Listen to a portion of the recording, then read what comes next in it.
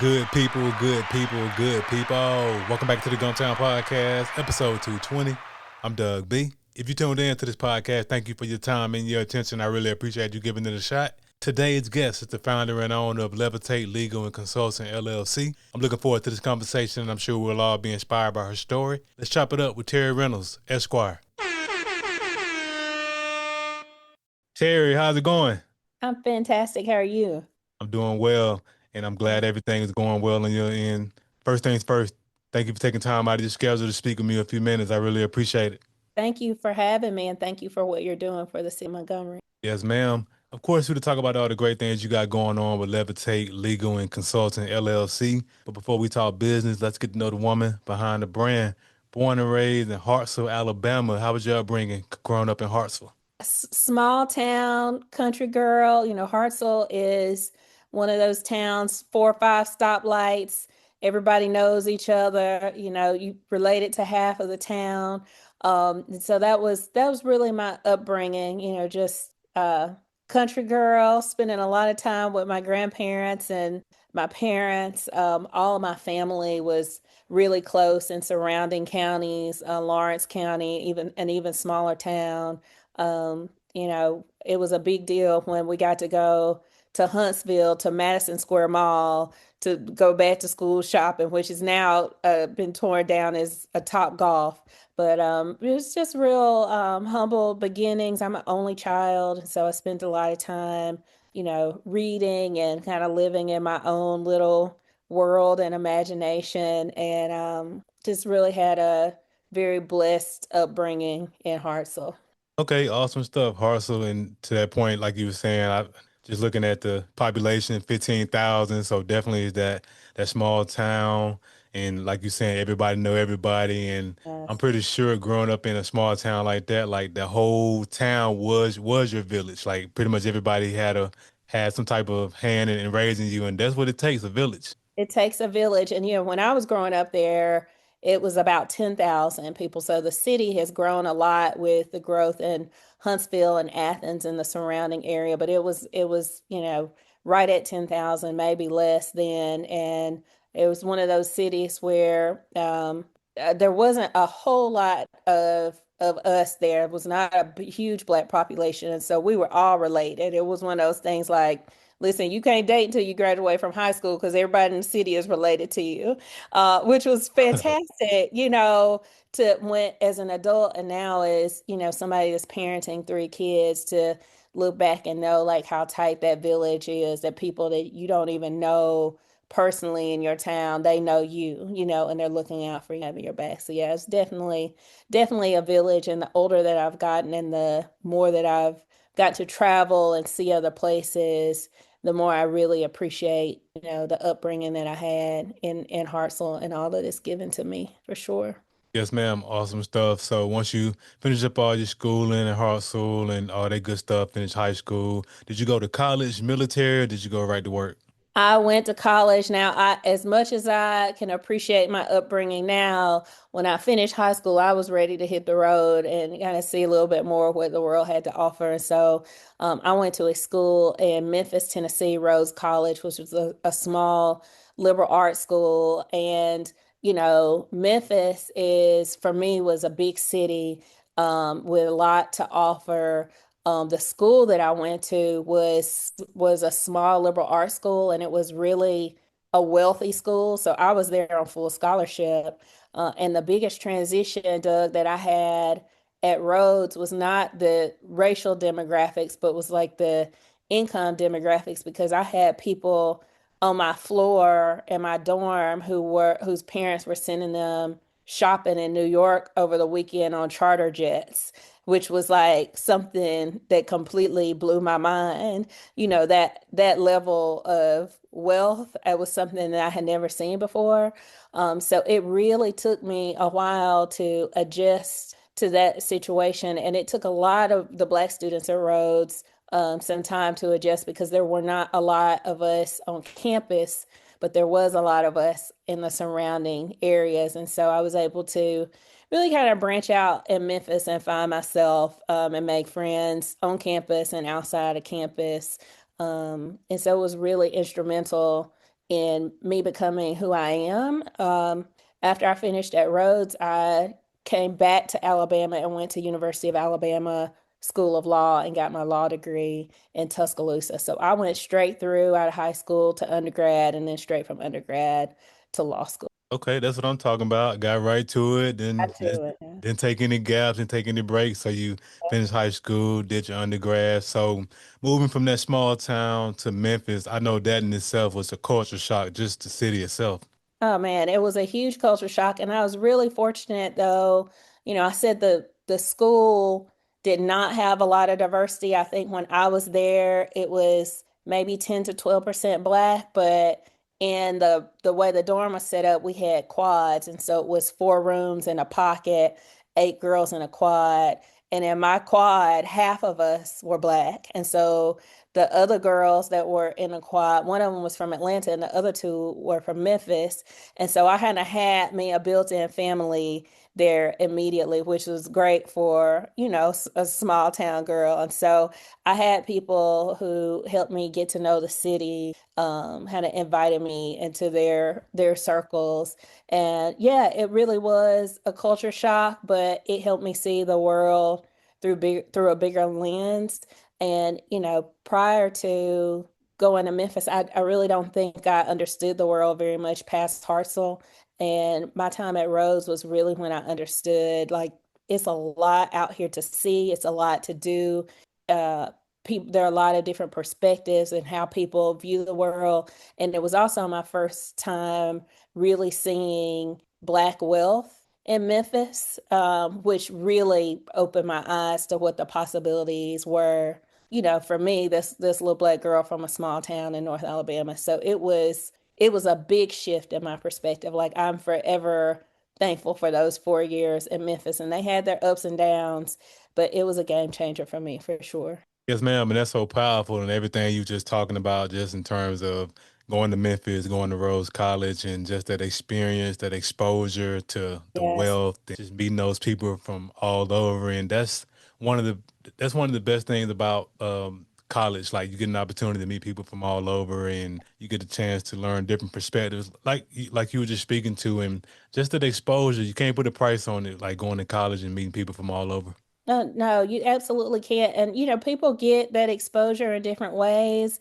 Some people who opt not to go to college, you can get it and life experience. I know some people who opted to travel, instead of going straight to college. And so there's all sorts of ways you can get that exposure if you seek it. You can get it through books, through reading. For me, I'm grateful for that experience because I don't know that at that point in my life, Doug, I wasn't seeking out broader perspective, but Memphis brought it to me, and it was something that I really needed. So if not for that experience there, I don't know that I would have been able to make it through, law school, which is a really high stress, high pressure environment. And certainly, some of the things that I'm getting to do now are just beyond what Terri at 16 or 17, imagination could have ever comprehended. So yeah, those experiences of just seeing what all is out there and what other people are doing and opening your own eyes to the possibilities beyond what your city or your current circumstance may be, is so critically important for all of us to experience. Yes, ma'am. Absolutely. That's spot on. So before we delve into the business and everything you got, all the great things you got going on with the business, I first got to ask you what exactly brought you to Montgomery? A boy, a boy Okay. brought me to Montgomery. So Okay. I was here. Let's see. Ooh, Doug, you're making me go way back. I was here as maybe 2011, maybe 2010, 2011. Had a job, was working as a communications consultant at the SPLC at that time. And I didn't know anyone here. And I was just kind of having a hard time finding my people here. So I had been in Birmingham, had been working on political campaigns in Birmingham, out of law school, and had my circle there, and was just, yeah, I hadn't found my speed in Montgomery. I had put in my notice at that job. I was there for about 10 months. Was getting ready to move back to Birmingham. And about a week before I moved back, I met my now husband. And so we dated long distance for a few years, not too long, from Birmingham to Montgomery. And so when he decided to put a ring on it, I came on back home to Montgomery. And so I moved back here in about, I think it's 2013, and have been here ever since. And, we're raising our family here. We've got three young kids, and this is home for us now. Okay. Hey, great story. I love to hear it. That's what it's all about. Just being able, like you said, like you were looking for your people and you found love in the Gump and it's been Yeah. home since 2013. I love to hear it. Been home ever since. And my husband is actually from Milwaukee. So he works at Hyundai, and he had come down here. And when we met, he was actually thinking about, what's next for him and moving somewhere else.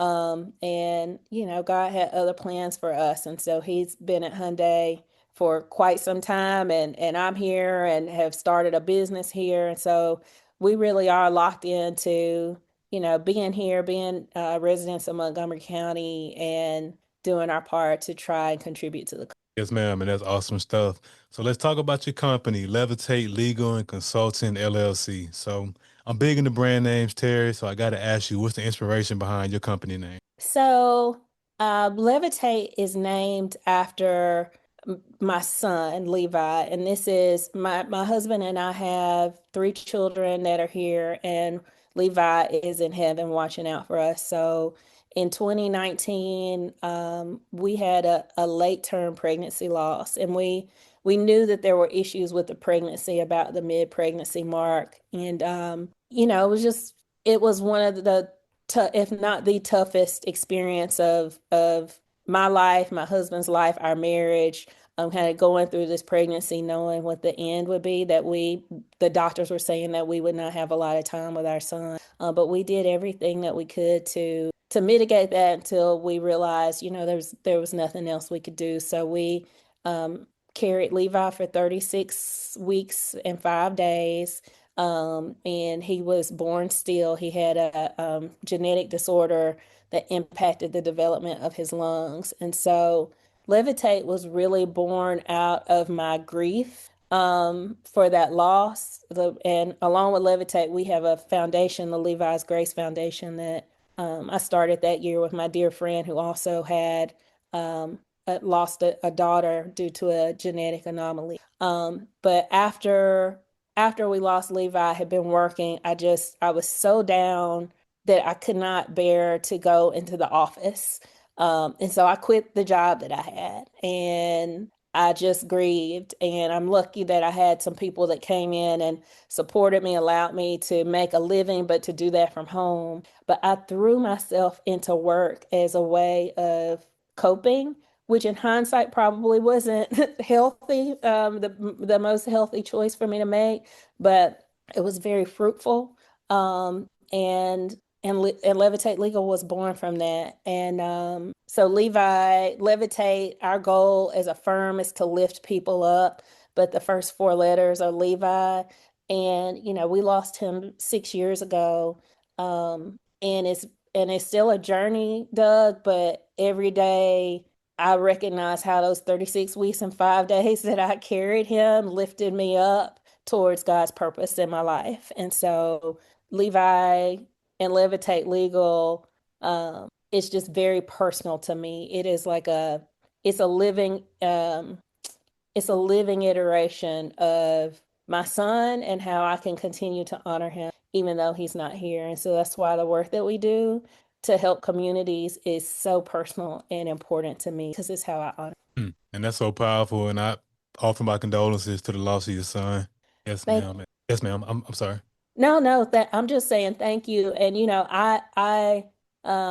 it is a story with every year that I can tell without crying. And a lot of that the pain and that grief that I felt then, it's still there, but it's tender now, and it's legacy now. So thank you for that. Yes, ma'am. And hey, that's When it comes to grief, that's one thing because everybody has to go through their grief the way they go through it. That's one thing nobody should ever have anything to say about the next person's because everybody grieves differently. And I appreciate you for sharing that. And it just sounds like, to honor your son's legacy, you've turned that pain into purpose and created this company. Yes, absolutely. And so, the work that we do it really is about uplifting communities. So we're not a traditional law firm. Like you will not catch Terry Reynolds in a courtroom, unless it's the absolute last resort. Our work is more on the front end. We work to keep our clients out of court. If you've ended up in court, we haven't done something right. And then we also, I would say we're more strategists and consultants than lawyers, but everything we do through the lens of the law. And so our primary client base are local governments, cities and counties, and nonprofit entities. And we really kind of live at that intersection of where local governments and nonprofits come together to create a better quality of life for the people in the communities they serve. And so we do a lot of fund development. Like we go into communities, and if they have a big vision project that they're working on, when I say big vision, like a lot of the cities and counties that we're working with, we're looking at eight-figure projects. So, 10, 15, $20 million projects that can really impact the quality of life of the people who live there. And we're helping them coordinate what do those projects look like, what's the best implementation strategy. We're putting together proposals, researching who has money, who wants to give money to what you're doing, and then we're putting together those packages and helping them get those resources. And so we've done some of that work here. We do a lot of work in Birmingham. We've doing work, in Georgia and Indiana and Pennsylvania and Arkansas and Florida. And so we've gotten the opportunity to do some really impactful work all over the country. And I am someone that truly loves the work that I get to do every day and the team that I get to do it with. So I'm beyond blessed. Yes, ma'am, and that's powerful. And I appreciate you for just sharing, the company and what you all got going on. And I got a chance to do some due diligence on my own, and I was just looking at the website, and I was just seeing just in terms of like on the homepage where you all just talk about meeting people where they are and moving them forward, and just putting your clients first, and that's what it's about in terms of being in business. Like you want to make sure you providing a top tier experience for your clients because hey, you want your clients to refer you and promote your business word of mouth, and Yes. just I definitely see the intentionality behind the business, and like you said, it's well, like the website says, it's not one of those one size fit all, that you all are very intentional about making sure the client get what they need to get what they're trying to be, and I really salute you on the intentionality. Thank you for that. And that's something that I do think is part of our success. We really have just started marketing our services within this last year. And prior to this, we built the company on word of mouth. And that I do think that's a testament to the service that we provide. And we tell our clients once they bring us on, we're kind of get in where we fit in. And so if there's a gap that we can fill, we want to fill that. If it's a big gap, all right, well, we're going to get the capacity to fill that big gap. If it's a smaller gap or a smaller need, that's where we will fit in. But our goal is to give anyone that we serve kind of what they need to be successful. So whether that's fund development, it may be researching federal or state or philanthropic grant opportunities that align with whatever it is they're trying to do, because all of the big vision require funding to support it. So that's a big part of what we do. Once you get those funds, you have to make sure you spend them in a compliant way. And there's different rules and regulations that govern that, depending on what type of platform you get those funds from. And so that's really where like our legal background comes in, is the compliance of how to handle and document and report how how funding is being spent. And then the other side is strategy. And we do a lot of strategy development with startup nonprofits and with local governments too. So, you've got this big issue that whether it's homelessness or crime prevention or community development or housing, whatever it may be, and we go in and work with teams to develop plans of action that are fundable and that are proven to generate some sort of measurable result. We help them design those programs so that they can position themselves to get investments. So that's really our core practice of what we do. And it, like I said, it integrates in the law and strategy and research and public policy. But it varies from client to client because every client is going to have different strengths. They're going to have different gaps. And so the first thing that we try and do whenever we're onboarded to support is to really figure out as quickly as possible where those gaps are. Because as soon as we figure that out, that's when we can start being an asset to our clients. Hey, I love to hear it. That's what it's about, asking the right questions. And like you said, every client is different. So you want to make sure you gather all the relevant information so you can provide steps forward and a true strategy. And that's what it's about, just making sure it's tailored to the customer and getting them what they need to get where they're trying to go. Absolutely. Absolutely. Okay, awesome stuff.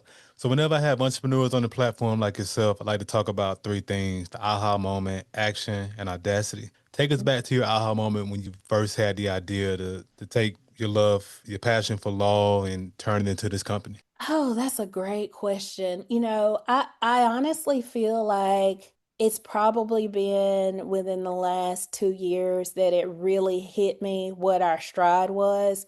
We are very fortunate in that when we started Levitate, my initial plan, Doug, was to take about a year and figure out, all right, I know I have this experience. I know I've got this team. It was a small but mighty team, but we had the experience, but we were really trying to figure out like how do we package it and really step into our niche. But then we started getting traction really quickly. So within the first 6 to 8 months, we got really two really big opportunities. One doing some compliance work on a huge project, and then the other was really designing out our vision for what a fund development plan would look like for a local government. And so we had to get to work really quickly and prove ourselves as a company. I think our team had proven ourselves as individuals, but we had to prove ourselves as a company, as Levitate Legal. And so those first few years were just such a grind of figuring out the right processes and protocols for us to do all of the things. But it also gave us exposure to the gaps in what makes our local governments work well or not work well, and what makes our nonprofit ecosystems work well and not work well. And so after those two projects, those first two big projects settled down, and we had the capacity where I didn't have to be involved in everything. It gave me the time and the space to really think through those things. And you talk about an aha moment. I was forced into that aha moment last year, Doug, when I did this program. And I would encourage any small business that's looking to grow to look into this program. It's called Goldman Sachs 10K SB, 10,000 Small Businesses program. And they had a cohort in Alabama, and they should be having another one in the next year or so. But they selected about 30 businesses in the state to come together, and you do a 12-week deep dive into your business. And the theme um, of that 12 weeks is really getting yourself out of working in your business and into working on your business. And so that was really my aha moment, was when I started working on my business instead of in my business. So I started looking closer at where are we making money? How are we making money? What's the plan if you lose this client? How are we going to sustain? What are we going to do in the next 5 years to grow? And that forced me to really hone in on the things that you see on that website. And I appreciate you bringing that up because we just launched a new website at the end of the year. We really honed in on the 5 things that we do as a firm and the 5 things that we really want to do well. And so that aha moment for me came when I slowed down enough to not worry about the day to day of the business and to really kind of focus on what my long-term goal was for the business. And because of that, we're doing some things now that I'm really excited about. And Doug, if you let me take a point of personal privilege, I'm gonna pub something that we have coming out that I really would like for Montgomery nonprofits to take advantage of. We're doing a 4-part webinar series called the Nonprofit Blueprint, and it's really designed for new nonprofits or nonprofits that I would say are about 5 years old or less that maybe have budgets, from anywhere from $1,000 up to $200,000. You're still in those early stages of really building the foundation of this nonprofit that you want to have this legacy impact on. That's something that we're really excited about, and it starts on November the 12th, and it's a 4-week series, and it's virtual. But things like that, having the time and the space to create and build that is something that came from that aha moment, which was 12 weeks of really slowing down and kind of mapping out what the vision was for this company. And everything you just saying is just so powerful. And one thing that you said that was so key, like you pretty much were forced into this spot where you had to get intentional about what you all were going to specialize in and what your business model was. And going through the Goldman Sachs 10KSB, it really gave you an opportunity to, like you said, not work in the business, but work on the business. And it sounds Yes. like it gave you the opportunity to get like a 10,000-foot view of the entire company. And they force you to do it. And when I applied for it and they told me, listen, for 12 weeks, you're going to have to spend 15 to 20 hours on this program. And I was thinking, ain't no way I'm going to be able to take 15 to 20 hours a week away from the business to focus on this program. It's no way. And it was hard. And I was praying every day,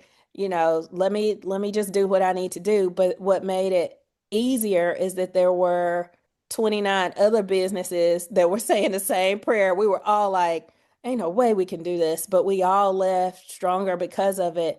And what it reminded me of, and I want to say this to any entrepreneur, whether you're a for-profit entrepreneur or a nonprofit entrepreneur listening to this, is that we are all the same. We may do different things. Like there were people in my cohort, one lady like laid floors and bought and sold flooring. Another one was a termite inspector. I have one colleague that runs a doggy daycare. I mean, it really covered the gamut. There's a lady in Tuscaloosa that sells natural hair products, and we all had the same issue with our business. It didn't matter what service or product we were offering. We were all trying to figure out how to keep it going, how to keep it growing, how to make sure we could pay ourselves, pay our bills, pay our people.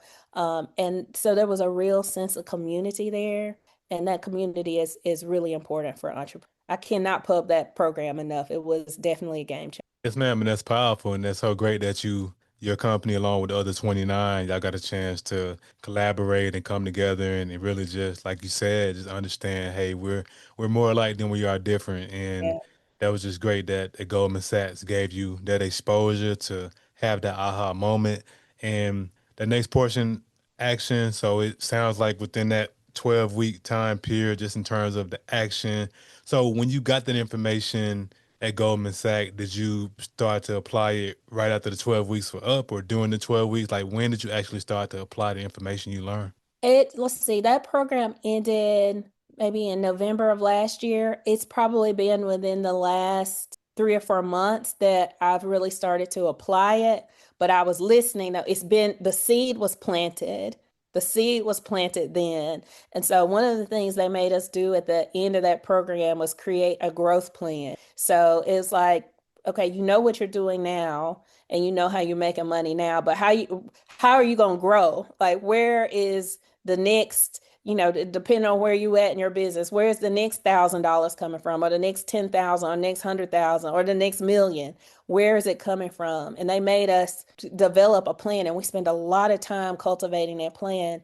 And so for me, part of that plan was going out and getting new clients, but another part of it was creating, turning our knowledge into products and creating opportunities for us to teach what we know to other people or other organizations and providing that to them and selling it to them at either a nominal price for those who need it, but for we could also sell it at scale to organizations that may not want to hire us, but may want to learn what we've crafted within our business model. And so this nonprofit blueprint series is like the first step to that.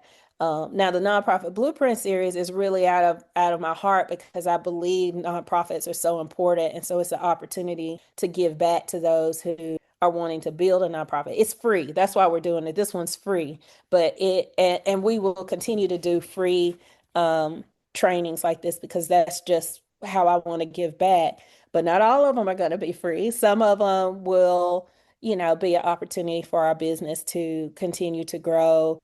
And there'll be knowledge that those who can, afford to make that investment and they'll see the value in that investment, they'll be able to make. And so for me, that was the growth opportunity because once I create that one time, it's there, but I can still continue to make a money off of it. And so it's a product versus what we do right now, which is provide services and providing services. For the value to be there, you got to continue, you have to be there. You have to be there providing the service. Whereas a product, once it's made, you can get it sold. And in this case, it can sell again and again. And so, thinking through it in that way and figuring out how to add capacity and growth was a critical step for me. And like I said, it took me about 7 or 8 months to get my footing there, but we're testing the waters with it now, and I'm really excited about Yes, ma'am. And 7 to 8 months isn't a long time at all. That it. 7 to 8 months fly by like Yes, 7 to 8 days. And I just want to commend you for applying the information because I mean, Terry, it's so easy to gather information, read and watch podcasts, but it's a whole different beast to actually apply what you learn. And that's always like the bridge between like where you are and where you're trying to go. Like you got to yes. apply it because if you just got the information, you holding on to it, you just got a bunch of information. You know what? That is, you are so right. And I received that. And I hope that anyone that's listening to this hears what you just said. Because, it's one thing to have the knowledge, but you really do is particularly for us as entrepreneurs, it has to translate into value, whether it's for your client or for yourself or for your business. And so that application, that implementation is key. And it's hard, especially when you're mirrored down in the day to day of just trying to keep the lights on, which I have been there. But really, again, peeling back and finding the time to apply, it's critical for businesses. It's a critical growth step. And you just have to prioritize doing it. And thank you for saying that 7 to 8 months is not a long time in business. We always want to do all the things at once, but sometimes you really do have to think through your strategy and your application so that when you do it, you're doing it right. And I feel really good that this is our first time and it will get better, but I really feel good that we've put in the work to approach this first bite at the apple the right way. So I appreciate you saying that, Doug. I really do. Yes, ma'am, absolutely. And that last portion, audacity, is one thing to have an idea, it's another thing to put action behind that idea. But when you put it out to the world to be praised or criticized, that's where the Yeah. audacity comes in my opinion. Where would you say you got your audacity from? I really do think it came from what we went through when we lost Levi. I mean, I have always believed in my abilities, but when we lost our son, it just kind of I was just kind of like, you know what? I'm going for it. Like life is short. Nothing is promised, and so I'm going to put it all out there. If I know how to do it, great. If I don't know how to do it, I got Google, and now we got AI. And so that experience of loss and grief, and I had several things that happened after that. 2 years after we lost Levi, we lost my father to cancer. 2 years after we lost my father to cancer, I was diagnosed with cancer, which I'm cancer free now. So I'm fine. But all of those things happening back to back to back just really got me at a place where it's like, you know what? I'm going for it. Why not? This is one life that I have. I'm going to make the most of it. I'm going to put everything I have into walking the purpose that God has put on my life and being, a wife, a mom, an entrepreneur, a friend, a daughter, all of the things. And that's my prayer for my children and for my community.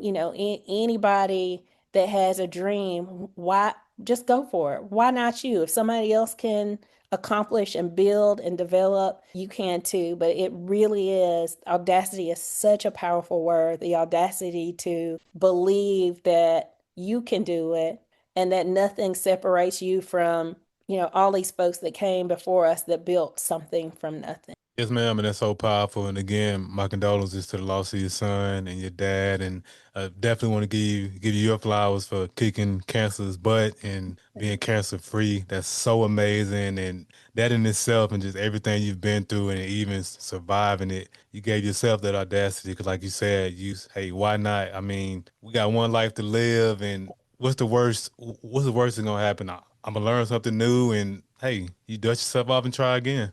Yes, that's it. That's Yes, it. And I mean, I want to be very clear to anyone that's listening. I don't want to make it sound like being an entrepreneur or the journey that I've been on, the journey to success was a cakewalk. I have fallen on my face plenty of times over the course of my career and probably have a few more falls in the future. But one thing that I know for sure is that I can pick myself back up and dust myself off and keep going. And what I've also found is when you work hard and you treat people right, when you have those falls, there will be other people that will come and help you dust yourself off and keep going. And so it's not a journey that you have to walk alone, but you do have to walk, and you got to keep putting one foot in front of the other. yes, ma'am, absolutely. And I appreciate you for just sharing that. Like the entrepreneurial journey it has its ebbs and flows, and I mean peaks and valleys, and it's not a bed of roses. And I appreciate you for sharing and being transparent. And that's what it's about, just providing just like those realistic ideas of entrepreneurship, because social media will have us thinking that social Yeah. entrepreneurship. Hey, you wake up at 4:30 in the morning, start your day, and everything is just copacetic. But I like Yeah. those who know, like when you build Yep. something from the ground up, is hey, you gonna get your butt kicked more days than not. But Indeed. Indeed. I mean, this is a whole other podcast, but I've Mhm. got some stories from, even just the first 2 years of starting Levitate. I mean, I was felt like I was working around the clock, and I've got young children, and between juggling all the responsibilities, I didn't have a lot of time for Terry. Fortunately, I'm not at that place anymore, but I had to go through that to get to the place that I am now, where there's more balance in my life. And, that's just that's something I feel like all entrepreneurs go through, like who are really committed to building something. And listen, I'm a big fan of a side hustle. Right. But I do separate side hustle from entrepreneurship. When I talk about, I think side hustles are a great stepping stone into like entrepreneurship. But when I talk about entrepreneurship, I'm talking about putting all your eggs in this basket. Like, this is what I'm going to do. And that's scary when you've taken everything and put it in a basket and you're trying to build it and maintain it. And so I want to applaud anybody that's taking that step. And I want to encourage anyone that is on a side hustle, which I want to be clear. I had this was my side hustle before it was my business and my career. And I also want to say this, Levitate Legal is my third iteration of a legal and consulting firm. And so I had several times before where I tried it, it didn't work. I had to go back to a 9 to 5. So I'm not knocking the side hustle at all as the pathway, but anyone that has a side hustle and you feel passion for your side hustle, keep working and walking that path to make it your main hustle. You can do it. I said you may fall and dust your knees up a couple of times, but you can absolutely do it. I'm living proof. Took me 10 years, 15 years to get here. But if I can do it, I know you can. Yes, ma'am, and that's so powerful. And again, definitely appreciate your transparency about just your entire journey and this being your third iteration and just going through all the ebbs and flows, peaks and valleys, and just making it to this point and just giving yourself that audacity to put this business out to the world to be praised or criticized. Yeah. And something you said along the lines actually transitions perfectly into my next question. So, with everything on your plate now, Terry, wife, mom, full-time entrepreneur, running this business. What do you do to decompress and get away from it all? I have been taking time for myself where I don't have to be anything but Terry. That's been really good for me. And it may be a quick getaway somewhere. It may be me going to the park by myself or, a moment like this where I'm at home, but nobody's here but me. So that has been big for me. Another thing that I really like to do is write. And so I find time to journal and write my thoughts down. That's a big way for me to just decompress and be with myself. But outside of that, my favorite thing to do is to be with my family, my kids. They're 9, 7, and 3, and my husband. And so we like to travel and do little weekend excursions around town. And so, Doug, I'm not from here, but the work that I've gotten a chance to do here, has really made me fall in love with Montgomery. And so the last 6 months or so, I've been trying to sneak out and just get to know Montgomery better, get out of my little bubble of, taking kids to school, going to the office, fixing, making dinner, doing whatever needs to be done, and get to know this city and this community better. So that's also been on my list, whether it's going to parks or plays or downtown or Montgomery Whitewater or all of the great things that Montgomery has to offer. And so I welcome any suggestions of places from folks who have lived here for longer than I have, places that may be off the beaten path that we can go and adventure to. But for me, it's time to myself and time with my family. That's how I declutter. And those are both great outlets, and that's what it takes, just having those outlets to get away from the hustle and bustle. Because again, like I was saying earlier, like social media have you thinking it's grind, grind, grind, team no sleep, but you got to get away from the hustle and bustle, otherwise you'll burn out. That's so true. Say it again for the folks in the back. You Hey, you got got to to get. find time to rest. Yes, ma'am. Absolutely. Absolutely. Otherwise, it lead to burnout. But so that's great that you have those outlets to get away from it all. So you've done great things with the company, and I know great things are coming down the pipeline, which leads to my next portion, vision. And I know you already mentioned the nonprofit blueprint that's coming down the pipeline in November. Is there anything else you got coming down the pipeline you feel comfortable sharing? Yeah, so we the nonprofit blueprint webinar series is really the first component of what we're calling the Levitate Institute, and it's our nonprofit arm. And it was really important to create this nonprofit arm because the work that we do as a firm, the services that we provide, most of the clients that we have are larger cities or larger, medium to large size nonprofits. And, my background is working with smaller communities. And I didn't talk a lot about the political campaigns that I worked on after law school, but during that time, I really fell in love with the Black Belt. And I was working with Congresswoman Sewell's office and on her initial campaign. And though there are rural communities in Alabama and beyond, and smaller nonprofits here in Montgomery and beyond that really could benefit from the services that we offer, just helping them stand up their organization in the right way, and even small businesses as well. And we don't practice small business law, but I am a small business owner that's a lawyer. So there's experience and guidance that we can offer. And so through the Levitate Institute, we are trying to create a space where the services and support that we offer to local governments and nonprofits and small business ecosystems can be available to folks that may not otherwise have access to it. And so, this nonprofit blueprint series is the first part of that. And we're going to have more of those series. Every quarter, we'll have a 4 to 5 part series that we'll offer. It's promoted on our social media web pages and on our website or on my personal Facebook page. I put a lot of that on my personal page as well. But I'd love for anybody that's interested in anything that we're doing to just follow us there, Doug, and maybe you'll see something that could be a benefit. But our next phase is really trying to give back to communities that we really feel like could benefit from the services that we offer and trying to do that in a way that doesn't cost them. And so I'm really excited about launching this nonprofit arm of Levitate Legal.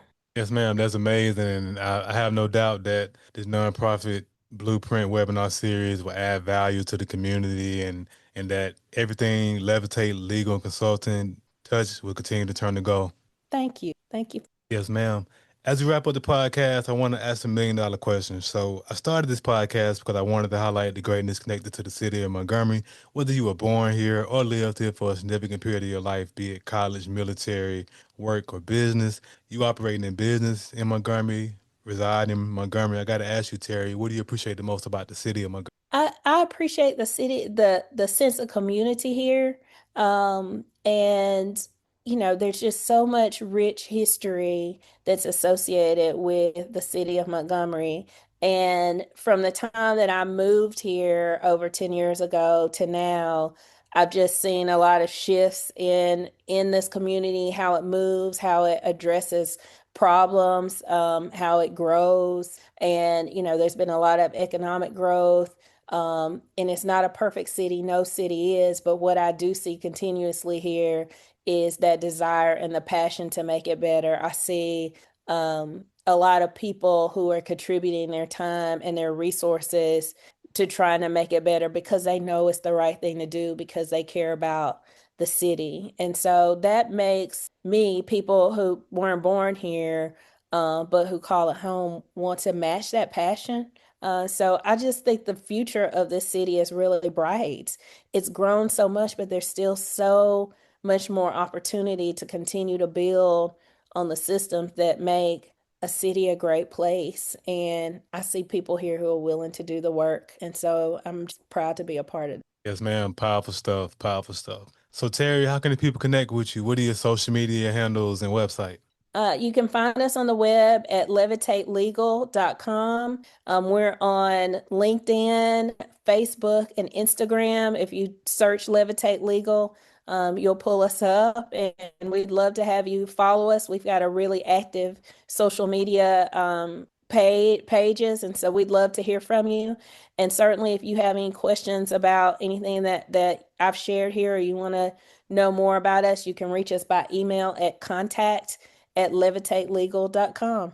Too easy. And of course, I'll put all of that information in the description of the episode. Hey, Terri, thanks again for the conversation. I really appreciate you. Thank you for having me, Doug. It's been fun. Yes, ma'am. Good people, that concludes another dope episode of the Gumtown Podcast. In the meantime, in between time, y'all know what to do. Be blessed, be safe, but most importantly, have the audacity to be you. Go.